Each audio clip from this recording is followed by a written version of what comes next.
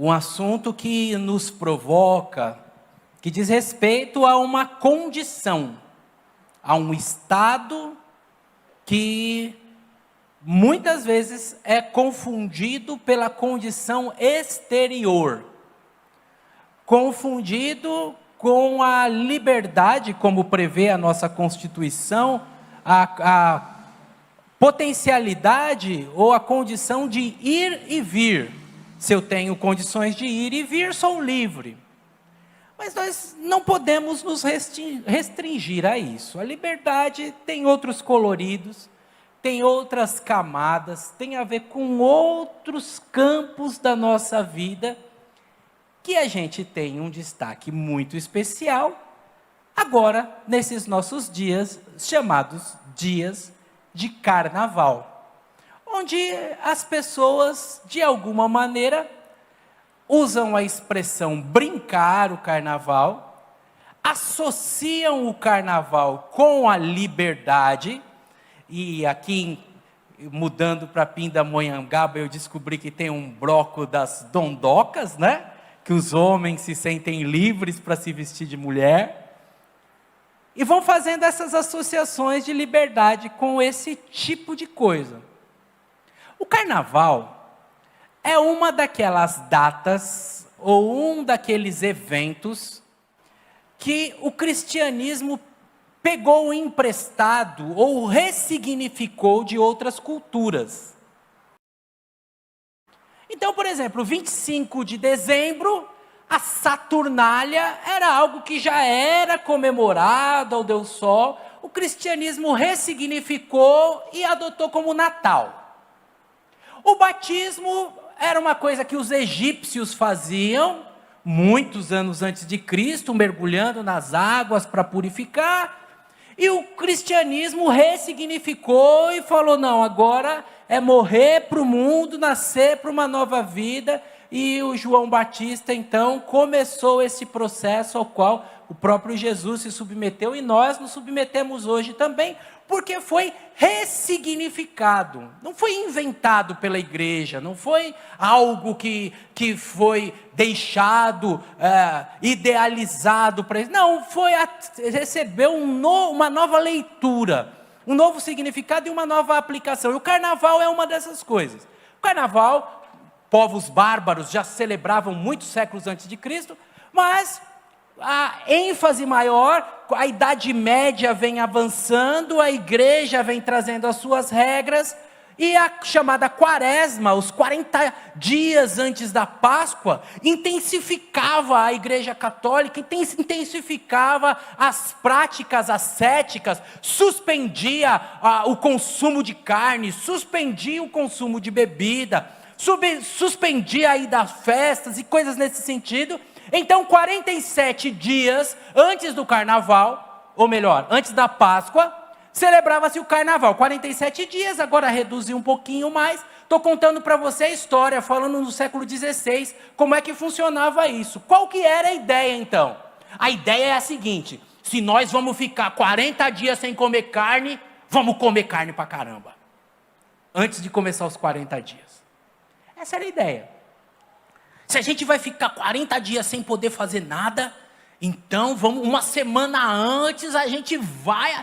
Onde a gente morava, e possivelmente Marco Antônio se lembrará, existia um rodízio, um restaurante de rodízio. Pelo menos o que era mais acessível, era mais popular, vamos dizer assim, mais próximo, mais possível da nossa classe social. Poderia haver outros rodízios em outras regiões de São Paulo, mas não era uma coisa para o trabalhador. Chamava Grupo Sérgio. Então, quando chegava novembro, vinha se aproximando, a gente já ficava, porque o pai ia receber o 13º, e aí era o dia no ano de ir no restaurante. Lembra do Grupo Sérgio, Nina? Você trabalhou no... Ah, eu não acredito, Nina. A Nina trabalhou no Grupo Sérgio, irmãos. Então a minha vergonha hoje pode ser maior. A Nina fazia salada de maionese no Grupo Sérgio, irmãos. Ela vai falar, então é você. Irmão Paulo lembra também, não lembra, irmão Paulo? Olha aí, todo mundo lembra, eu estou perdido, hoje eu estou perdido, por que eu invento essas coisas? Mas o dia de ir no Grupo Sérgio, irmãos, era o seguinte, era o rodízio. Então tinha que valer a pena. Aí a gente ficava sem comer nada, esperando a hora de chegar no rodízio, para comer que nem uns morder-fome. Por quê, irmãos? No resto da semana era dobradinha, era chuchu, era bolinho de chuchu. Então era o dia de ir no rodízio, comer carne, tinha que comer muita. É assim. O negócio do carnaval era esse espírito de pobre do Grupo Sérgio, que ia no restaurante uma vez por ano e tinha que morrer de comer naquele negócio lá, para valer cada centavo do rodízio. O carnaval começa assim, é idealizado dessa maneira. Então, nesse período, então, da Alta Idade Média, o pessoal vai até as últimas consequências. A França do século XVII introduz o baile de máscaras, e com muita frequência você vai ouvir evangélicos falando assim: é uma falsa liberdade, é uma liberdade aparente, livre de verdade é quem vem na igreja, livre de verdade é quem está aqui adorando ao Senhor. E é sobre isso que eu quero conversar com você. Não vou gastar um segundo da minha noite falando sobre o carnaval, porque não é nosso assunto aqui. Eu quero investir nossa noite falando sobre a liberdade. É claro que até porque se eu for falar sobre o carnaval, me parece que o carnaval, para quem é do carnaval, é uma das poucas coisas sérias no Brasil, né, irmãos? Se a gente for sincero de verdade, as pessoas que estão ligadas aos desfiles das escolas de samba, elas dão 20% do salário, reservam 20% do salário para comprar fantasia. A gente, para separar 10, dá um trabalho, né? Trabalho medonho. As pessoas ligadas ao carnaval, elas não perdem, elas sabem que aquele portão vai fechar no horário e a escola vai perder ponto. A gente, para ser pontual, né? Até os meninos que estão pensando no futuro deles vão fazer a prova do Enem. Eu não entendo isso, irmãos. É uma prova no ano do Enem, o cara consegue chegar atrasado, chegar depois que o portão fechou. Vocês já viram no jornal? Que chega lá, o portão fecha? A gente parece que é um país que parece que nós somos pessoas que não nos levamos a sério, né? Marcamos compromisso e não vamos. Desrespeitamos os idosos. O pessoal do carnaval respeita os ancestrais. Pede até a benção lá na ala das baianas, respeita os mais velhos, dá lugar para os mais velhos. Então, o pessoal do carnaval é um pessoal sério. Espero que a gente seja sério também, né? Porque Jesus falou que a nossa justiça tem que exceder. Mas eu não quero entrar nesse campo. O que eu quero falar com você é sobre a possibilidade de você dizer que as pessoas lá fora não são livres, nós somos livres de verdade, e você não considerar muito aquilo que o apóstolo Paulo chamou a atenção dos irmãos, aquilo que a Bíblia diz. Por isso, nessa noite, uma das perguntas importantes para nos provocar, para o Espírito Santo trabalhar nos nossos corações, é: como que você lida com a liberdade? Você é livre de verdade ou tem alguma questão que te aprisiona? Uma boa maneira de medir se você é livre é saber se você abre mão com facilidade. Se você não briga por determinadas coisas, se você...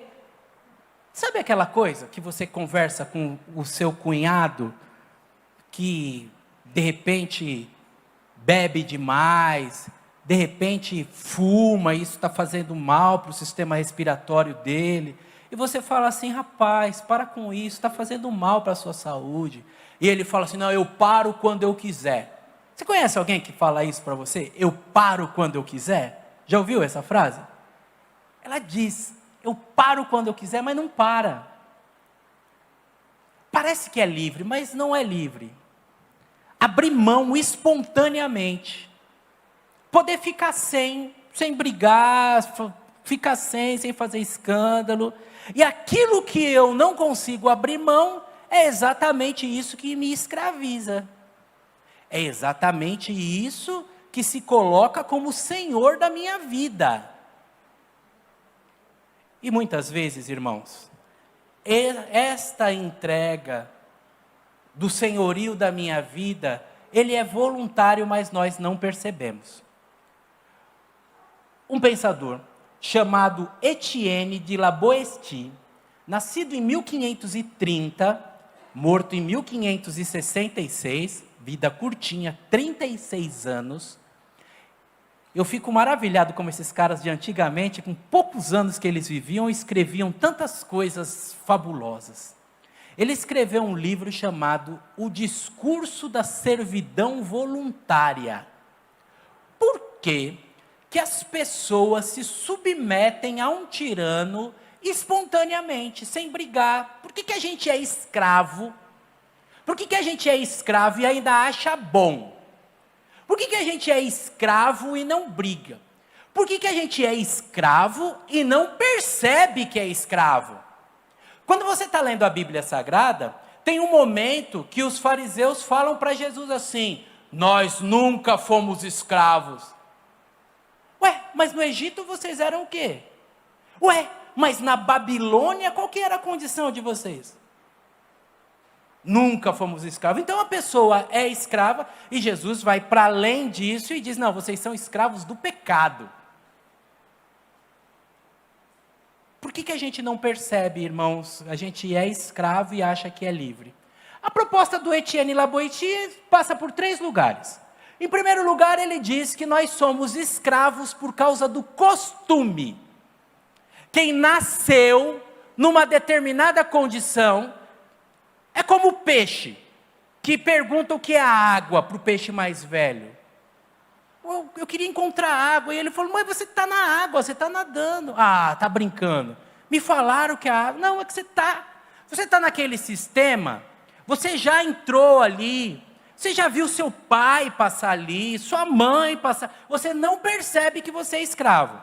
A primeira fala do Etienne La Boétie é essa: somos escravos por causa do costume. A segunda fala é que nós somos escravos por causa da hierarquia. Então você trabalha na firma, e na firma tem um encarregado, aí o encarregado tem um supervisor, aí o supervisor tem um gerente, aí o gerente tem um diretor. Ou se você é da polícia militar, como temos irmãos aqui, então tem o soldado, tem o cabo, aí o sargento, primeiro sargento, tenente, capitão, coronel. Esse negócio aqui, o tirano não tem milhões de olhos, mas ele coloca uma pessoa para olhar. Essa pessoa coloca outra pessoa para olhar. A outra pessoa coloca outra pessoa e a gente não se revolta, porque na verdade o nosso desejo é olhar alguns, para depois olhar mais, e aí a gente fica que nem cordeirinho. Isso acontece também em igrejas. Que uma pessoa quer ser diácono, para ser cooperador, para ser evangelista, para ser pastor. Tem igreja que é assim. As pessoas são escravas por causa do desejo de ser promovida. Terceiro lugar, porque nós somos escravos. Somos escravos por causa do pão e do circo. Somos escravos porque dão alguma coisa para a gente distrair, coloca um jogo de futebol, coloca uma festa, coloca um placar, coloca pão e circo para o povo. Aí o povo fica distraído e fica escravo e nunca se revolta contra o tirano. Olha só, irmãos, 3 motivos. 3 motivos que com facilidade você passa para a igreja. Pastor, por que você está falando isso? Estou falando, porque o meu auditório é muito inteligente e você vem construindo junto comigo. Você vem percebendo que eu comecei a falar que a gente critica o pessoal do carnaval dizendo que eles não são livres, mas comecei a fazer uma curva dizendo que a liberdade, ela merece um pouquinho mais de atenção, e avancei dizendo que às vezes nós somos escravos de livre e espontânea vontade. Enrolam a gente e a gente não se rebela, não luta contra isso, não se reposiciona. não assume uma nova posição, não reverte esse quadro negativo. Sabe, irmãos, na verdade, diante desse meu destaque feito para você, que aquilo que você não abre mão facilmente, sem brigar, é aquilo que te escraviza, já começamos a refletir um pouco mais, hein? Fala a verdade. Já começamos a ser desafiados a pensar. Se nós, que temos a Jesus Cristo como Senhor, somos realmente livres. Porque o chamado do apóstolo Paulo, na carta que ele escreve para os irmãos, chamada Gálatas, e você pode abrir a sua Bíblia, e é nela que nós vamos nos concentrar, e é nela que a palavra vai ser exposta nessa noite. Ele chama cada uma das pessoas que conheceram a Jesus a permanecerem firmes na liberdade com que Cristo vos libertou, Gálatas capítulo 5, versículo 1. Ou seja, quando nós temos um encontro com Jesus Cristo, acontece algo transformador, invisível, mas de profundo significado, que é o fato de nós sermos libertos. Jesus, quando nós temos um encontro com Jesus, nós somos resgatados do reino das trevas, e o próprio Deus nos coloca no Filho do seu amor, em Cristo Jesus. Aquilo que o salmista falou poeticamente 1000 anos antes, de que ele estava com os pés num charco de lama, e o Senhor firmou o pé dele sobre a rocha. O que aconteceu com aquele rei, agora acontece com cada homem e cada mulher em Cristo Jesus. Em cada homem, cada mulher, já não é mais necessário ser rei, porque em Cristo Jesus, diz 1 Pedro, nós somos feitos reis e sacerdotes. Em Cristo Jesus, o encontro com Jesus muda a nossa condição, muda a nossa existência. E por mais simples que a gente seja, a gente experimenta aquilo que o rei experimentou. Sair de um lugar onde a gente afundava e ser colocado agora numa condição firme. De quem tem certeza, de quem tem esperança, de quem tem garantias, de quem tem segurança. E aí, isso que acontece no ato da conversão, vai mudando a nossa caminhada, mudando a nossa jornada, e nós vamos dizendo que Jesus Cristo é o Senhor, para a glória de Deus Pai. E aí as coisas já não dominam mais a gente. O que roubava não rouba mais, agora trabalha, fazendo com as próprias mãos aquilo que é útil. Agora as paixões não nos detonam mais, não nos arrastam mais. Agora nada que é externo controla mais a minha vida. Eu não preciso mais beber para ser feliz, não preciso mais usar droga para esquecer, para apagar a vida. Eu não preciso mais de sexo casual para ter um momento de prazer. A vida ganhou um outro sentido por causa da chegada de Jesus. E aí eu me vejo livre, feliz. Por isso que Zaqueu levanta naquele banquete com Jesus, naquele jantar, e Zaqueu, que recebe Jesus em sua casa, levanta e fala: ó, agora eu não sou mais escravo do dinheiro. Se eu prejudiquei alguém, está aqui, tudo devolvido, porque o dinheiro não me escraviza mais. A liberdade para além das coisas. E esse encontro tão forte com Jesus, o tempo vai passando e a gente não vai vigiando, e a tendência das coisas é que aquilo que nos dominava queira dominar de novo. Principalmente em termos de sentimentos. Sentimentos ruins que nós tínhamos sem Jesus, que no encontro com Jesus a gente fica doce, fica amoroso. Lembra daquele carcereiro que conheceu a Jesus quando Paulo estava na prisão com Silas, e aquele carcereiro que dava chicotada, está limpando as feridas dos presos. A gente passa a viver essa doçura, mas aquele homem interior continua gritando dentro da gente. Falando assim: você vai agir desse jeito, você é bobão. Pedindo para voltar. Ele fica pedindo, querendo voltar, querendo voltar. seja na violência, na agressão, seja na sexualidade desmedida, lascívia, seja na malandragem de querer ganhar nas custas dos outros, qualquer coisa ruim que não pode ser dito em público, que com a chegada de Jesus é mortificada, continua dentro de nós pulsando. Por isso que a Bíblia nos chama a santificação, nos chama a viver no caminho do Senhor, para que esses sentimentos menores não ganhem força novamente. Não sufocar o Espírito Santo é essa disposição, é essa rendição a Deus, continuamente falando: Deus, trabalha na minha vida, me aperfeiçoa, ajuda eu a ser uma pessoa melhor, porque senão eu vou sair fora dessa liberdade. E foi exatamente isso que aconteceu com os irmãos da Galácia. E o Paulo estava puxando a orelha deles, falando: não, para de trazer coisa para a vida de vocês, para de trazer problema, para de superstição, para de costume de religião velha, fiquem livres na liberdade que Cristo vos libertou. Se a gente não vigia, irmãos, isso acontece com a gente também. E é por isso que precisamos nessa noite desmascarar alguns aprisionadores, algumas cadeias. E acredite, uma algema de ouro também é uma algema. Precisamos saber o que nos prende. Às vezes vícios, e não vícios comuns, não é, irmão? Não, eu sou crente, eu não tenho vício. Eu não jogo pôquer, não fumo charuto e não bebo uísque, eu não tenho vícios. Os vícios vão para além do cigarro, da bebida. Às vezes vícios inocentes. Às vezes uma pessoa, o trato que ela tem com o café faz dela alguém viciado, que fica irritado, que depende daquilo para a vida.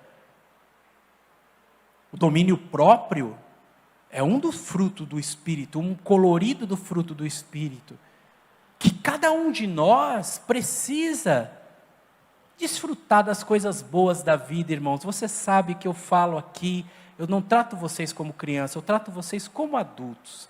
Tem que desfrutar das coisas boas da vida, passear, comer bem, dentro da sua possibilidade, sabe, consumir aquilo que te faz bem. Todas as coisas, de tal maneira que você domine as coisas e não as coisas dominem você. Por isso, é possível a gente ter costumes que nos aprisionam. É possível a gente ter hábitos que nos aprisionam, hábitos escravizadores. É possível a gente ter paixões que nos aprisionam. Podemos ser prisioneiros dos nossos sentimentos que nos afloram. E precisamos reconhecer, inclusive, que quanto mais velho a gente fica, mais escravo a gente fica.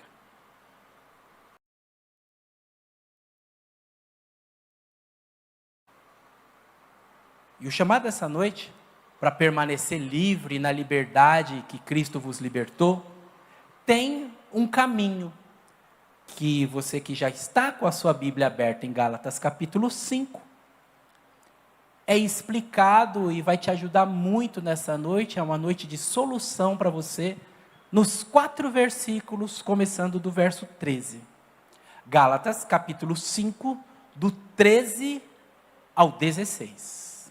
13, 14, 15 e 16 são os versos que nos falam verdade sobre a liberdade, que merecem toda a nossa atenção, para que você seja de Jesus mesmo, para que você desfrute aquilo que Jesus tem, para que a vida plena e abundante que Jesus veio para te dar, não seja impedida por você mesmo, colocando barreiras entre você e Jesus. E que barreiras são essas? São aquelas barreiras que te aprisionam, que te impedem de chegar em liberdade na presença dEle, que roubam sua atenção, que abalam o seu instinto, as suas emoções, que distraem você, que de alguma maneira trazem Como que uma televisão, como tem chuvisco, né, traz um sinal, uma interrupção no sinal entre você e Deus. O apóstolo escreve assim: porque vocês, irmãos, foram chamados para viver em liberdade. Mas presta atenção, hein? Não usem essa tal liberdade para satisfazer a sua natureza carnal. Ao contrário, usem a liberdade para servir uns aos outros em amor. Pois toda lei pode ser resumida neste único mandamento: ame ao seu próximo como a si mesmo. Mas, se vocês estão sempre se mordendo e devorando um ao outro, presta atenção, hein? Toma cuidado para vocês não acabarem aí se destruindo mutuamente. É um texto rico, não é? Tem muitas informações importantes para nós. Muitas informações que são verdadeiros segredos da felicidade, segredos da paz com Deus, e que uma vez que nós atentamos, nossa vida se reorganiza de uma forma toda especial. Quem escreveu Gálatas foi o apóstolo Paulo, mais ou menos 54, 56, e ele escreve exatamente para esses irmãos que não tinham uma experiência religiosa forte com o judaísmo, mas tinha uma comunidade judaica. A gente não tem muita certeza se ele escreve aos Gálatas, que é da Galícia ali, de um território, de um país, vamos dizer assim, ou se ele escreve para uma região, sabe? Colocando assim na nossa linguagem para ficar mais fácil para você entender, é como se ele falasse assim, aos irmãos da África. Mas é os irmãos da África do Sul, que é um país, ou é os irmãos do continente africano, que tem Gana, Líbia, a gente não sabe muito bem se é um país ou uma região.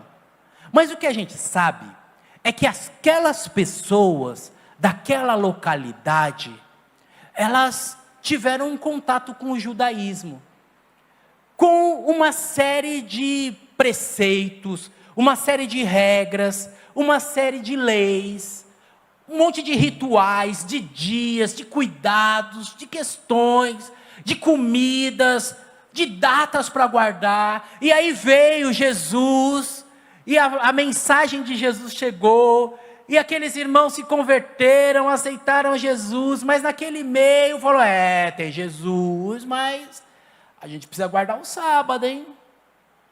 Tem Jesus, mas a gente não pode comer carne de porco, hein? Tem Jesus, mas os homens têm que se circuncidar. Aí o Paulo falou, para! Insensatos Gálatas! Por que vocês começaram bem e terminaram mal? Ele vai escrever na carta.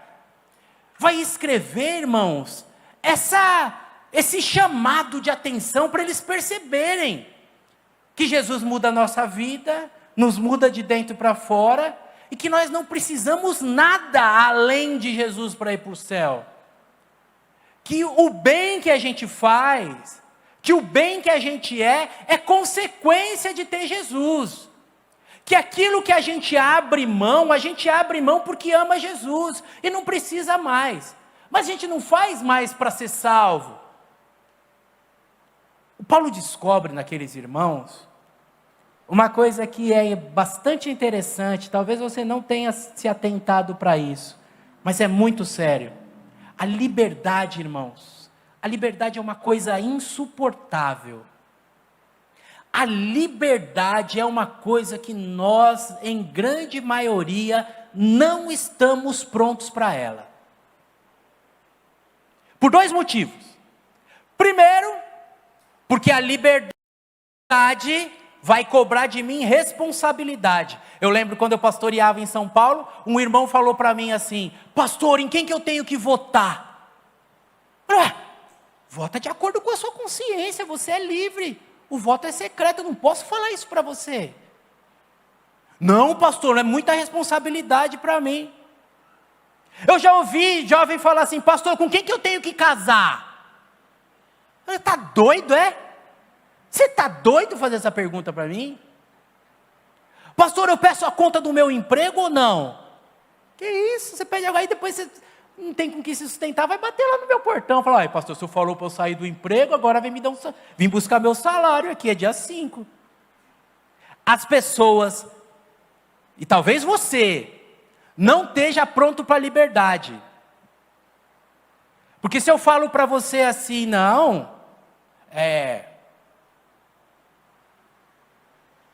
eu tenho que ser consequente na minha fala aqui, né? Tenho que ser consequente na minha fala. Mas de um jeito ou de outro, na maioria das coisas a gente quer regras, né, irmãos? Quer regras. Quer regras de quanto dinheiro a gente tem que dar, se é 10%, se é 20%, se é do líquido, se é do bruto. A gente não está pronto para a liberdade. A gente quer, pode ir, não pode ir. Qual que é a regra, pastor? Cadê a régua para medir o comprimento da saia? Essa igreja não mede o comprimento da saia. É assim, estou falando exemplos banais para você ir percebendo. Que você precisa de alguém para mandar em você. Isso é horrível. Isso é horrível. Porque você precisa ter consciência da sua responsabilidade. Ter consciência das consequências das suas escolhas. Ter condições de fazer uma análise do ponto de vista pessoal. Agora eu sou cristão. Se eu fizer isso, eu vou ofender meu irmão, então eu não faço. Se eu fizer isso, eu vou entristecer minhas irmãs, então eu não faço. Se eu fizer isso, eu vou dar um mau testemunho, então eu não faço. Não preciso perguntar para o diácono, não preciso perguntar para ninguém, porque eu tenho consciência, responsabilidade. O chamado de Jesus, irmãos, é um chamado para a responsabilidade. Aí as pessoas não aguentam, ficam inventando moda. Quando aquela mulher está prestes a ser apedrejada, e Jesus fala para ela assim, vá e não peques mais. Esse é Jesus. Esse é Jesus. Vá e não peque. Mas Jesus, o senhor não vai ficar falando com... Não, agora é você, agora é o Espírito Santo em você. Tenha consciência, você, da sua escolha, dos seus passos.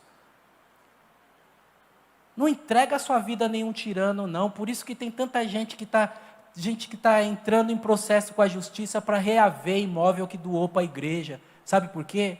Porque colocou um pastor pilantra para cuidar das suas finanças, para cuidar das heranças da família. Não, irmãos. É a sua responsabilidade. Aí a liberdade é insuportável, né? É insuportável. Se ela me assusta, no outro ela me incomoda. Essa semana teve uma mulher que fez um escândalo na padaria porque tinha um casal gay. Fez maior escândalo. Bateu, gritou, xingou. A liberdade do outro incomoda. Eu não estou discutindo com você aqui se é certo ou se está errado. Porque a Bíblia diz que quem crê e for batizado será salvo. Quem não crê já está condenado. Já está condenado, se quiser 2 barbudos se beijar lá, se beija, não é problema meu. Mas a liberdade do outro incomoda, né? Incomoda. Aí o irmão chega, aí você fica incomodado com a roupa que ele está usando, com quem que ele está andando, se passeia, se não passeia. Sentimentos menores tomam conta do seu coração. Porque a liberdade, você não consegue aguentar a liberdade. Olha que coisa pesada, irmãos. Os Gálatas, eles estão nesse desejo de viver debaixo de um poder de um tirano. De dizer assim, não, nós temos que voltar a fazer aquelas práticas, porque senão está fácil demais esse negócio de ser crente. Está fácil nada, está difícil. Porque é a sua responsabilidade. É a sua comunhão com Deus. Agora o negócio ficou mais delicado. Agora você faz escolhas. Por isso, irmãos, a liberdade, diz o versículo número 13, ela exige de nós consciência. Consciência de que agora nós temos um novo Senhor. consciência de que esse Senhor nos chamou de maneira pessoal. Foi a voz dele que disse assim: vinde a mim todos vós que estáis cansados e sobrecarregados, e eu vos aliviarei. Ele nos chamou, e nós fomos ao encontro dele espontaneamente. E porque nós fomos ao encontro dele espontaneamente, não tinha uma arma na nossa cabeça. Porque nós fomos ao encontro dele e chamamos a ele de Senhor. Agora eu tenho consciência de que esse Senhor é Senhor da minha vida. Agora eu tenho consciência de que na liberdade dele eu sou muito mais feliz, e que nada externo precisa me manter dopado, eu não preciso buscar nenhum tipo de amuleta, nenhum tipo de situação para eu me agarrar, que é fuga, fugindo de uma vida insuportável. A gente foge de uma vida insuportável das mais diversas maneiras, irmãos. E aí você percebe que agora eu não estou fugindo. Agora eu estou caminhando debaixo da luz de Cristo Jesus, e Ele é o meu Senhor. E agora, então, eu vejo que Ele me chamou para a liberdade. Para eu não ter que cumprir um monte de regras para agradar a Deus. Para eu saber que eu agrado a Deus estando em Cristo Jesus. E a presença de Cristo Jesus muda a minha vida, muda os meus comportamentos, muda a minha forma de falar, de agir naturalmente. Por quê? As obras são da carne, feita à força, diz o versículo 22 do mesmo capítulo. Mas o Espírito é o fruto, que essa convivência gostosa com Jesus, ouvindo a sua palavra, cantando a sua palavra, meditando na palavra, andando com gente de Jesus, vai oxigenando minha vida e vai me mudando de dentro para fora. Eu não faço para os outros ver. Não uso a Bíblia como um desodorante debaixo do braço. Eu uso a Bíblia como o salmista do Salmo 119, escondendo a palavra no meu coração para não pecar contra o meu Deus. Eu não vou estar com você na sua casa. Não vou estar com você no seu trabalho. Pastor, como é que eu faço para não pecar, pastor? Vem comigo. Não vou, é impossível. É impossível. Mas se você esconder a palavra do Senhor no seu coração, quando você for pecar, você vai lembrar. Quando você pecar, depois de ter pecado, você vai ser incomodado, e o pecado, diz a Bíblia em Romanos capítulo 5, não terá mais domínio sobre você. O crente pode escorregar e cometer um pecado, mas ele não é dominado pelo pecado. A liberdade é um chamado, então, para essa consciência de que debaixo do senhorio de Jesus, eu não sou dominado por nada. Debaixo do senhorio de Cristo Jesus, eu posso viver de maneira leve, sem máscaras, viver de forma transparente, de uma maneira legal, gostosa com meus irmãos, com diálogo, falando as coisas, com palavras temperadas, com equilíbrio, ouvindo as coisas como advertências de quem me ama e quer ver o melhor. Consciência. A liberdade também, ela mostra que se a gente não diz não, a gente é escravo. Isso é uma coisa muito delicada. Isso é uma coisa muito forte e que exige muito de nós. Porque muitos de nós, principalmente as mulheres, têm dificuldade de dizer não. E sabe no que isso reflete, irmãos? Vamos pensar, por exemplo, na criação de filhos. Às vezes, tem pais que se sentem em débito com os filhos, se sentem devedores dos filhos. E aí, eles querem dar mais, querem fazer mais. E aí, eles falam frases como as que eu já disse muitas vezes e continuo dizendo ainda, porque ainda sou escravo. Frases do tipo: eu não quero que ele passe pelo que eu passei. Aí a gente fica sempre devendo. E aí a gente fica devendo, e aí a gente está sendo, sabe o quê? Escravo. Você vai ouvir a história de um garoto, de um adolescente, que a mãe disse não, e aquele adolescente foi e deu um soco no nariz da mãe. Um psicólogo está contando isso no TikTok. Eu vi, acho que o pessoal da educação recebeu isso, circulou essa semana. E o psicólogo estava explicando isso. Explicando que diante dessa situação do não, da impossibilidade de dizer não, que a gente criou uma armadilha para a gente mesmo. E por conta disso, eu preciso dizer não, muito mais do que dizer não para os outros, eu preciso dizer não para mim. Porque afinal de contas, o maior de todos os escravizadores sou eu mesmo.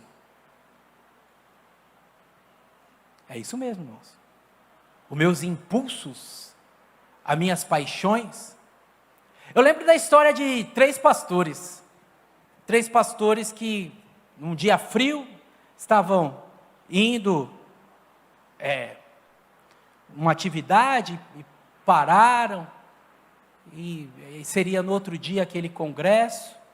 E aproveitaram que estavam no hotel para orar e para abrir o coração, para falar a dificuldade da vida, para falar o pecado que tentava aqueles homens de Deus. E o primeiro falou assim: olha, eu quero que os amigos me ajudem em oração, porque, rapaz, eu não posso ver uma mulher que eu fico balançada, minha mente vai longe, e isso é horrível, é muito ruim. O segundo falou: então, já que nós estamos abrindo o coração, eu também tenho uma dificuldade, eu todo dia antes de dormir, eu tomo uma dose de conhaque, e está lá os 2, e o terceiro está quieto, e os 2 falam: nós abrimos o nosso coração, qual é o pecado que a gente tem dificuldade de controlar, o que a gente tem dificuldade na vida. E o terceiro fala: bom, já que vocês estão insistindo, já que vocês estão falando, o que eu não consigo controlar é a língua, tudo que eu fico sabendo eu conto para todo mundo. Sabe, irmãos, o nosso maior escravizador somos nós mesmos.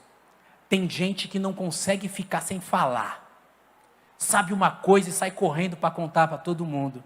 É escravo, é escrava. Tem gente que não consegue ficar sem criticar, não vê o lado bom, só vê o lado ruim. É escravo desse sentimento. Tem gente que não se contenta com as coisas, é escravo.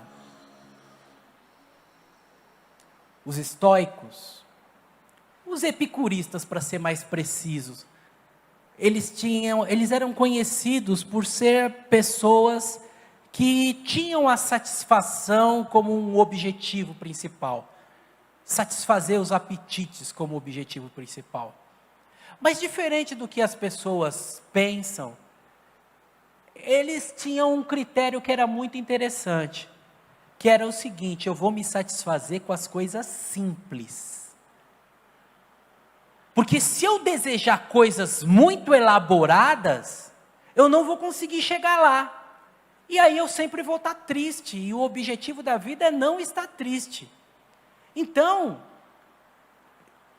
satisfazer a fome, não é satisfazer a fome com picanha, satisfazer a fome com arroz, e sem tempero ainda. Nossa, arroz, então... Porque a gente quer prazer. Se eu comer arroz com tempero e amanhã não tiver tempero, eu vou sentir falta e eu não vou ter prazer. Então eu já vou controlar a minha vida de tal maneira que nada tire o meu prazer. Gente que escolheu não ser dominada pelos seus apetites. Estou dando um exemplo para você fazer a sua reflexão, para a sua noite valer a pena. O que domina você? O que te escraviza? O que muda o seu ânimo, muda o seu temperamento? Você viu, 1 ano, 2 anos atrás, a igreja sofreu pela primeira vez na história, pelo menos até onde eu estudo da história da igreja, é a primeira vez na história que a comunhão dos crentes é arranhada por uma coisa externa. Crentes brigaram com parentes.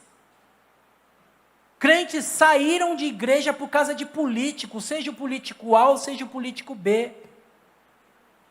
Você percebe que algo externo ficou maior do que a comunhão em Cristo Jesus? É disso que nós estamos falando, irmãos. Se uma determinada discussão inflama você a tal ponto daquilo que Jesus fez na cruz do Calvário em nosso favor ser anulado e ser esquecido, se eu que sou corintiano brigar com o Tiago que é palmeirense por causa de time de futebol, irmãos, bagunçou nossa vida em Cristo. Estamos falando para todo o universo que um time de futebol é maior do que a nossa comunhão, do que o Jesus que morreu por mim e por ele, que vamos viver a eternidade juntos, graças a Deus, graças ao sangue de Jesus. Se percebe como o negócio da liberdade é complicado? Como tem paixões que dominam o nosso coração, que podem ir da novela, passando pela política, passando pelo futebol, passando pelas mais diversas questões que mexem com as nossas paixões, e que faz a gente perceber que a gente não é tão livre assim. E que faz a gente fazer uma autocrítica, porque o chamado de Gálatas 5:1 é: permaneçam livres na liberdade que Cristo libertou vocês. Cristo é superior a tudo. E as minhas paixões me escravizam. E eu tenho que lutar contra elas, irmãos. Por que o crente não tem vícios? Porque ele luta contra as suas paixões. É isso. É exatamente isso. A liberdade nunca é absoluta. Isso é muito importante, viu, irmãos? Muito importante. Os Estados Unidos, onde tem a estátua da liberdade, tem a liberdade como um valor constitucional. E nós também temos na nossa Constituição, a liberdade também é um valor. Mas a liberdade, ela nunca é absoluta. Primeiro, porque é uma questão até da física, né, irmãos? Eu não sou livre para voar. Tem a lei da gravidade. Sou livre para fazer o que eu quiser. Eu tenho limites físicos. Assim como eu tenho limites físicos, eu tenho limites legais. Eu não posso destruir sua propriedade. Eu não posso ofender sua honra. Eu não posso caluniar você. Até posso, mas você vai procurar um advogado e vai querer receber os danos morais. Eu não sou livre para falar o que eu quero. Eu tenho que medir minhas palavras. Essa semana um pastor de Pindamonhangaba perdeu uma causa na justiça. Pastor da nossa cidade. Por causa de uma leitura literal da Bíblia Sagrada e por falta de vigilância, ele falou que os pais têm que bater nos filhos até quase morrer. Falou isso e confirmou isso no tribunal. Incentivou os membros da igreja a espancar os filhos, para endireitar os filhos. Essa semana. E ele perdeu, e o juiz fez ele pagar 10 mil reais, por conta de pegar o versículo que o Salomão fala para repreender o menino com a vara, e não entender que a vara é uma unidade de medida, e não entender, e não fazer essa leitura clara, e não se aprofundar no estudo da palavra. E o Ministério Público, assim como nós naquela câmera ali, está captando tudo que eu falo, acabou, irmãos. Pega um recorte do que o cara falou, joga na internet, acabou. Mas no caso concreto, ele confirmou no tribunal a interpretação que ele fez. Aí vai ter gente falando assim, estão perseguindo os crentes, estão... Não, incitação à violência é um crime. No país, bater em alguém até quase morrer, é um formador de opinião. Eu não posso falar o que eu quero. Eu não posso. Não devo.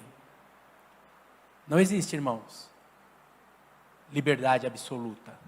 Nossa liberdade é relativa ao outro. Eu posso ir com a minha irmã até um determinado ponto, dali eu não posso passar. Na fala, na brincadeira, no trato. Então a liberdade, se alguém chamou você de sem noção, fique esperto, ô sem noção. Fique esperto, que você não é livre para falar o que você quer. Finalmente, irmãos, a liberdade, ela faz com que a gente perca sem sofrer. Por isso que a base da nossa liberdade é o amor ao próximo. Quando você lê 1 Coríntios capítulo 13, você vai ver que o amor tudo espera, o amor tudo suporta, o amor tudo padece. Amar traz prejuízo. Por isso que a Bíblia diz no Evangelho de João que Deus amou o mundo de tal maneira que deu seu Filho unigênito para morrer. O amor traz prejuízos. E se você está preso em não ter prejuízo, acredite, você não é livre.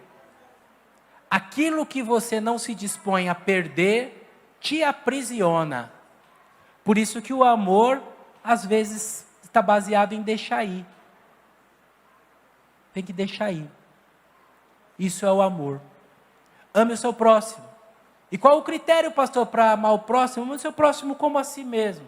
Porque aí, mesmo que você tenha prejuízos, mesmo que você tenha perdas, você não sofrerá. Mesmo que as coisas sejam negativas para você, por causa do amor, você consegue lidar com as perdas. E eu tinha dito em último lugar, mas o último lugar é agora. Considerem a realidade, que a liberdade tem um poder destrutivo. Se eu pegar a minha liberdade e por causa da... Jesus falou assim, vocês são sal da terra e luz do mundo. Lembram dessa fala de Jesus? Vocês são sal da terra e luz do mundo. Tem crente que é grosso. E ele acha que é sal grosso, é sal de churrasco. Não é assim, irmãos. Não é assim. Nós precisamos perceber que se a gente não tratar com jeito, se a gente não conversar com jeito entre nós, se a gente não se posicionar de tal maneira que a gente abra mão da nossa liberdade em favor do outro, se a gente falar tudo que a gente pensa na lata, sem refletir, isso vai gerar um poder de destruição. Isso, o inimigo das nossas almas pode pegar carona. E quando você vê, a fala do apóstolo Paulo no último versículo que a gente leu é assim, fique esperto, que daqui a pouco não sobra nenhum, hein? Daqui a pouco não sobra nenhum. Se a gente se morder uns aos outros, irmãos, se todo mundo tiver razão, e esse é o mal dos nossos dias, né? O mal do nosso dia é que todo mundo está certo, mas todo mundo está errado. Aí, como é que a gente ajusta esse negócio? Como é que a gente ajusta isso? Eu e você somos chamados por Cristo Jesus para sermos homens e mulheres livres, desfrutarmos desta liberdade que nos conduz aos céus, tendo Jesus Cristo como Senhor e entendendo que, de qualquer maneira, irmãos, nós teremos um Senhor. De qualquer maneira teremos um Senhor. Se Jesus Cristo não for o Senhor da nossa vida, nós teremos um outro Senhor cruel, um outro Senhor que não nos poupa, um outro Senhor que mata, rouba, destrói, um outro Senhor que atenta contra a nossa vida, nossa integridade, nossa honra, nosso bem-estar. E um dos representantes desse Senhor são as minhas paixões carnais. E se eu não submeter as minhas paixões a Jesus, estarei irremediavelmente perdido. Só em Jesus nós alcançamos a verdadeira liberdade. Estando em Cristo Jesus, aquilo que nós deixamos de fazer não é prejuízo, não nos aprisiona. Aquilo que nós deixamos de ter não nos faz falta, porque nós temos Ele que é tudo para nós. Aquilo que nós deixamos de viver, de maneira nenhuma nós sentimos saudade. Tendo Jesus Cristo como Senhor, irmãos, o amor brota em nossas vidas. E assim a gente pode viver de uma maneira diferenciada. O Evangelho de João, capítulo número 8, versículo número 36 diz que se o Filho vos libertar, verdadeiramente sereis livres. Nessa noite, o que aprisiona você? Nessa noite, o que tira a sua liberdade de escolha? O que tira você de si? Conhece essa frase? Pastor, eu saí fora de mim. O que te aprisiona? O que te arrasta? O que rouba a sua noite de sono? O que você precisa para se sentir amado por Deus? Para sentir que está em dia com Deus? Que no fundo, os irmãos da Galácia não estavam em paz com Deus. Precisavam de algo mais. E Paulo está dizendo, não, Jesus basta. Em Jesus, vocês estão tranquilos, estão livres, permaneçam livres na liberdade que Cristo vos libertou. Vamos orar? Baixe a sua cabeça por bondade e vamos orar, porque não é só o povo que está lá nos bloquinhos espalhados pelo Brasil que são escravos de vícios, escravos de paixões, escravos de sentimentos. Nós que estamos dentro de um templo hoje, também podemos estar expostos a vícios, a paixões, a sentimentos, a questões dos nossos temperamentos que nos escravizam, que nos controlam, que fazem com que a gente não se reconheça. Nessa noite, Jesus quer ser Senhor da sua vida. Nessa noite, você pode falar, Jesus, controla a minha vida, eu não quero ser controlado por nada externo a mim, seja no campo dos sentimentos, seja no campo da tecnologia. Às vezes, tem gente que está escrava até de uma série, irmão, uma série num canal pago, a pessoa fica escrava daquilo, não vou sair porque eu tenho que assistir minha série hoje. O que te escraviza?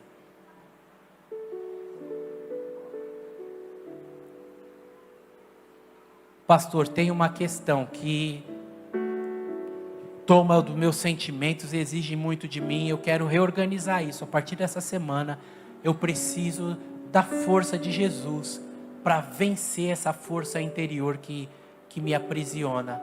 Ora comigo, pastor. Claro que eu oro. Você levanta a sua mão e abaixa, eu não vou te chamar aqui na frente. Deus abençoe, filha, já vi, Deus abençoe, Deus abençoe. Já vi aqui, Deus abençoe, pode abaixar. Mais alguém? Eu quero orar com você. Deus abençoe, pode abaixar. Às vezes Deus abençoe, às vezes homens escravos da pornografia, irmãos. Antigamente, quando eu era adolescente, era uma operação de guerra aí na banca de jornal. Agora está na palma da mão, no celular. Qualquer situação que domina você, que tira você a liberdade. É uma noite em que quase uma dezena de pessoas já levantou a mão, e que você pode se juntar a esses irmãos, para nós juntos falarmos, Jesus, reina sobre a minha vida. Não quero ficar patinando, não quero abrir mão da liberdade, não quero dar a minha liberdade para outro, não quero servir de maneira voluntária, sem perceber que eu estou sendo escravo. Às vezes por causa do costume, às vezes por causa da diversão e do prazer, às vezes por causa da hierarquia. Escravos, voluntariamente. Mais alguém? Último chamado para Deus abençoe, pode abaixar.